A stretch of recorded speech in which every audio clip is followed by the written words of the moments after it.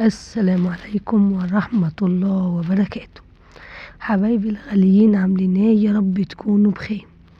النهاردة معانا احلى وصفة سهلة وسريعة وبحاجات بسيطة في كل بيت. قبل ما نبدأ فيديو النهاردة هنصلي على الحبيب صلى الله عليه وسلم.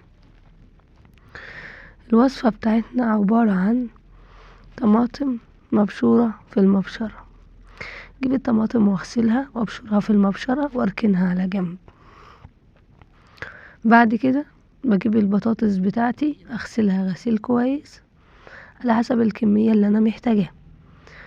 بعد ما اغسلها غسيل كويس احطها على النار واحط عليها مية سخنة واسيبها تستوي براحتها.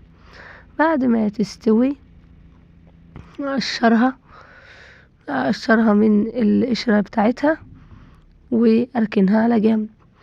معايا قرن من الفلفل وقرن من الشطة، لو حباها حارة بزيادة ازود الفلفل او الشطة الحارة. ممكن احط فلفل اخضر، ممكن احط فلفل احمر على حسب احتياجي من الشيء. بعد كده ركنت الطماطم والبطاطس والفلفل على جنب. هجيب طاسة على النار احط فيها شوية من الزيت ومعلقة من الثوم المهروس واشوحها مع شوية الزيت.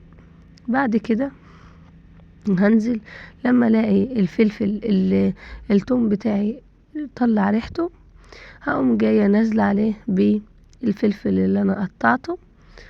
وبعد كده بعد ما انزل بالفلفل هقعد اقلب شويه، وبعد كده انزل بالطماطم اللي انا بشرتها في المبشره.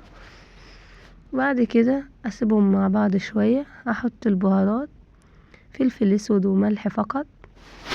بعد كده هقوم جايه قمت البطاطس بتاعتي قشرتها وهرستها وسبتها على جنب. هنزل عليها بالبطاطس بتاعتي وهأديها تقليبة واسيبها على نار فوق يعني ولا هادية ولا عالية، فوق المتوسط بشوية بسيطين. نديها تقليبة من ناحيتين، وكده كده البطاطس اصلا مهروسة يعني مش هتاخد وقت ان هي تشرب من الحاجات اللي معاها.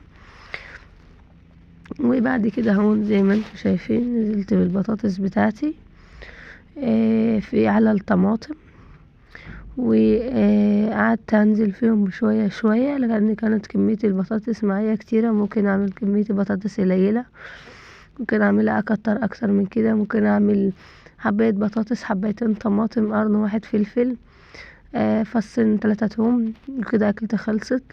ممكن تنفع فطار، ممكن تنفع غدا، ممكن تنفع عشاء، بحاجات كلها من البيت من عندك. ولا تقلي بطاطس لوحدها بالزيت تخلصي ازازة الزيت، ولا تقلي فلفل لوحده، ولا تعملي حاجة، كلها تتعمل مع بعضها كده زي ما انتوا شايفين اهي. دي شكلها هون، وقدمتها في الطبق معايا. وبألف هنا وشفا يا جماعة. لو وصلتوا لحد هنا ما تنسوش اللايك والمتابعة، وبحبكم في الله احلى اخوات واحلى متابعين. متنسوش اشتراك في القناة، تفعيل زر الجرس عشان يوصلكم مني كل جديد. وبحبكم وبحبكم وبحبكم.